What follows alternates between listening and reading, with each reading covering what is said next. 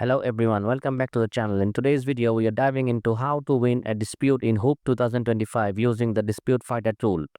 Let's get started. First up, the Dispute Fighter tool is a game changer. It automates the process of uploading legal documents and customer purchase logs, which can significantly increase your chances of winning dispute. Now, to build up a strong case, start by collecting screenshots that how user actively using your products or services. This can be anything from them engaging on your server to be using your product. The key here is proving that they were fully aware of the membership and are currently using it. Next, make sure your terms of service and refund policy are easy to access.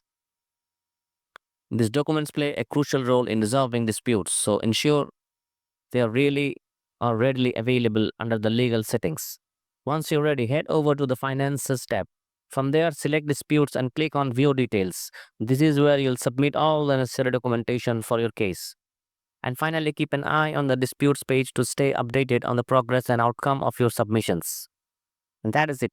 And thanks for watching. Don't forget to like, comment, and subscribe for more tips and guides like this one. See you in the next one as always.